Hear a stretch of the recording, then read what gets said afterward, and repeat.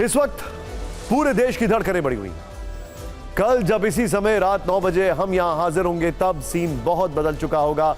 सरकार बनाने वाले नंबर्स आपकी स्क्रीन पर साफ साफ होंगे। 140 करोड़ लोगों का यह लोकतंत्र 18वीं लोकसभा में प्रवेश कर चुका होगा। लेकिन उससे पहले आज की रात 543 लोकसभा सीटों पर चुनाव लड़ने वाले सभी नेताओं के लिए लंबी होने वाली है। यह रात उनके लिए रत जगह जैसी है। उनके मन में और 140 करोड़ भारतवासियों के मन में इस वक्त एक ही सवाल है, अब से ठीक 9 घंटे के बाद क्या होने वाला है। क्या बीजेपी की तीसरी बार लैंडस्लाइड विक्ट्री होने वाली है? क्या नरेंद्र मोदी लगातार तीसरी बार प्रधानमंत्री बनने वाले हैं? क्या विपक्ष पूरे देश को चौंकाकर 2004 वाला इतिहास दोहरा सकता है? तो अभी से टाइम लॉक कर लीजिए। सुबह 6 बजे से TV9 भारतवर्ष पर दिव्य कवरेज नॉन स्टॉप होगी इसी सेट पर, लेकिन एकदम हाईटेक अंदाज में, एकदम डिटेलिंग के साथ, बहुत सटीक विश्लेषण होगा और वो टेक्नोलॉजी का इस्तेमाल जो आपने कभी नहीं देखा होगा। हम अपने सुपर हाईटेक स्टूडियो से हर एक सीट के सटीक नतीजे सबसे पहले आपको दिखाने वाले हैं। 543 लोकसभा सीट पर किसकी हार किसकी जीत होगी। TV9 भारतवर्ष आपको सबसे तेज नतीजों की गारंटी 9 घंटे पहले दे रहा है। लेकिन अभी विपक्ष की ओर से आ रहे कुछ बयानों को सुना। ये रिपोर्ट देखिए। इंडिया गठबंधन को एग्जिट पोल के नतीजों पर भरोसा क्यों नहीं हो रहा है? इंडिया अलायंस को अभी भी गठबंधन सरकार बनने की उम्मीद क्यों है? ये रिपोर्ट देखिए। लोकसभा चुनाव नतीजों के 24 घंटे पहले कांग्रेस की पूर्व अध्यक्ष सोनिया गांधी आज सुबह दिल्ली में डीएम के दफ्तर पहुंची थी। यहां उन्होंने करुणानिधि के जन्म शताब्दी पर श्रद्धांजलि दी। बाहर निकली तो मीडिया से मुखातिब हुई। उनसे एग्जिट पोल के नतीजों को लेकर सवाल हुआ तो उन्होंने अपने जवाब से सबको चौंकाया। Exit polls are giving majority to NDA. We just have to wait and see what he had to say. Sonia Gandhi की माने तो लोकसभा चुनाव के असल नतीजे एग्जिट पोल के नतीजों के बिल्कुल उलट होंगे। रविवार को यही बात कांग्रेस सांसद राहुल गांधी ने दोहराई थी। तब उन्होंने सिद्धू मूसेवाला के गाने का जिक्र किया था। इंडिया अलायंस की 295 सीट आने का दावा किया था। ये मोदी जी का पोल है, फैंटेसी पोल है उनका। Thank you. कितनी सीटें आ रही हैं आपके हिसाब से? सिद्धू मूसेवाला का सॉन्ग सुना आपने? 295। ये मोदी जी का पोल है, फैंटेसी पोल है उनका। Thank you. कितनी सीटें आ रही हैं आपके हिसाब से? सिद्धू मूसेवाला का सॉन्ग सुना आपने? 295। पंजाबी सिंगर सिद्धू मूसेवाला ने अपनी हत्या से पहले 295 टाइटल वाला एक गाना गाया था। ये गाना उनकी मौत के बाद खूब वायरल हुआ था। पंजाब में काफी ज्यादा चर्चा में रहा था। राहुल गांधी ने इसी 295 का जिक्र करके एग्जिट पोल को बीजेपी का फैंटेसी पोल बताया। हालांकि नतीजों से ठीक पहले कांग्रेस में सिर्फ राहुल गांधी ही 295 का जिक्र नहीं कर रहे हैं, बल्कि खरगे से लेकर जयराम रमेश तक कई नेता 295 सीट आने का दावा कर रहे हैं। इंडिया गठबंधन कम से कम 295 सीटें प्लस 295 से ज्यादा आएंगे, कम तो नहीं आएंगे। सभी लोगों ने इस एक सामूहिक नतीजे पर वो पहुंचे कि इंडिया गठबंधन को 295 सीटों से कम मिलना बिल्कुल असंभव है। 295 से ऊपर ही इंडिया गठबंधन जाएगा। समाजवादी पार्टी अध्यक्ष अखिलेश यादव ने भी आज प्रेस कॉन्फ्रेंस की। उन्होंने कहा कि एग्जिट पोल के नाम पर माहौल बनाया जा रहा है। हमारा मीडिया मंडल भी बदलेगा। सबसे ज्यादा सीटें समाजवादी पार्टी और इंडिया अलायंस की होंगी। राजनीतिक बयानबाजी अपनी जगह, लेकिन देश की निगाहें इस पर टिकी हैं कि कल की सुबह किसका मंगल कराएगी और चुनाव के नतीजे किसके लिए अमंगल साबित होंगे। Bureau report TV9 Bharatvarsh. वैसे कांग्रेस को अपनी जीत पर पूरा भरोसा है। पार्टी अभी से 295 प्लस की गारंटी ले रही है। इसके लिए कांग्रेस ने आज पूरब से पश्चिम और उत्तर से दक्षिण तक अपनी पूरी फौज मीडिया के सामने उतार दी।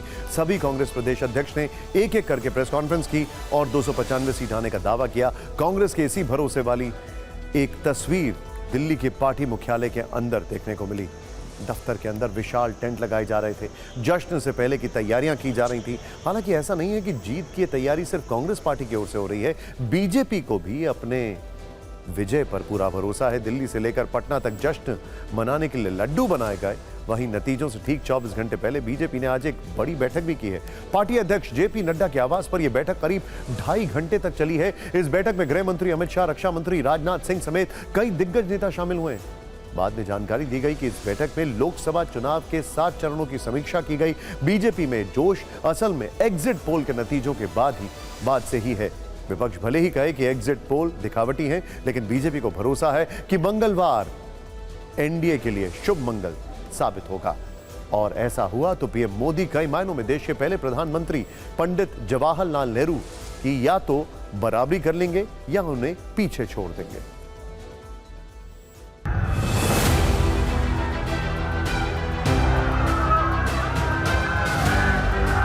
एग्जिट पोल के नतीजे आने के बाद पीएम मोदी और देश के पहले प्रधानमंत्री पंडित जवाहरलाल नेहरू को लेकर चर्चा तेज है।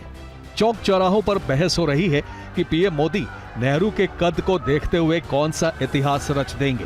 टीवी 9 भारतवर्ष की रिसर्च कहती है कि अगर नतीजे एग्जिट पोल की तरह होंगे तो नरेंद्र मोदी गांधी परिवार से बाहर के ऐसे पहले व्यक्ति होंगे जो लगातार तीसरी बार प्रधानमंत्री बनेंगे। इससे पहले ये करने का रिकॉर्ड सिर्फ जवाहरलाल नेहरू के पास है। जवाहरलाल नेहरू ने 1947 से लेकर 1964 तक लगातार 4 बार प्रधानमंत्री पद की शपथ ली थी। पीएम मोदी 2014, 2019 और 2024 यानी लगातार 3 बार प्रधानमंत्री पद की शपथ लेंगे। वैसे तो इंदिरा गांधी और अटल बिहारी वाजपेयी भी 3-3 बार प्रधानमंत्री रहे, लेकिन उनका कार्यकाल लगातार नहीं था। इस मामले में नरेंद्र मोदी इन दोनों ही प्रधानमंत्रियों से आगे निकल जाएंगे। इतना ही नहीं, अगर नतीजे एग्जिट पोल की तरह होंगे तो नरेंद्र मोदी ऐसे पहले गैर कांग्रेसी नेता होंगे जो लगातार तीसरी बार प्रधानमंत्री बनेंगे। हालांकि अटल बिहारी वाजपेयी कांग्रेस से बाहर के पहले पीएम थे जो 3 बार देश के प्रधानमंत्री बने, लेकिन ये रिकॉर्ड लगातार पीएम बने रहने वाला नहीं था। वो 1996 में पहली बार पीएम बने, फिर उसके बाद HD देवेगौड़ा और इंद्र कुमार गुजराल पीएम बने। इसके बाद 1998 में अटल बिहारी वाजपेयी दूसरी बार प्रधानमंत्री बने, फिर 1999 में तीसरी बार पीएम बने। अगर नतीजे एग्जिट पोल की तरह होंगे तो नरेंद्र मोदी जवाहरलाल नेहरू के बाद पहले पीएम होंगे जो लगातार 3 आम चुनाव जीतेंगे। जवाहरलाल नेहरू के नेतृत्व में कांग्रेस ने 1952, 1957 और 1962 में चुनाव जीता था, बहुमत हासिल किया था। पीएम मोदी की अगुवाई में बीजेपी 2014 और 2019 के बाद 2024 में लगातार तीसरी बार चुनाव जीत सकती है, बहुमत हासिल कर सकती है। कांग्रेस ने इंदिरा गांधी के नेतृत्व में भी 1967, 1971 और 1980 में 3 चुनाव जीते थे, लेकिन वो खुद चुनाव लगातार नहीं जीत पाई थी और 1977 में बुरी तरह हारी थी। अगर नतीजे एग्जिट पोल की तरह होंगे तो नरेंद्र मोदी जवाहरलाल नेहरू के बाद पहले पीएम होंगे जो अपनी अगुवाई में कभी चुनाव नहीं हारे। जवाहरलाल नेहरू ने 1952 से लेकर 1962 तक 3 लोकसभा चुनाव का सामना किया, एक भी चुनाव नहीं हारे। अगर पीएम मोदी ये चुनाव जीतते हैं तो इस मामले में वो नेहरू की बराबरी कर लेंगे।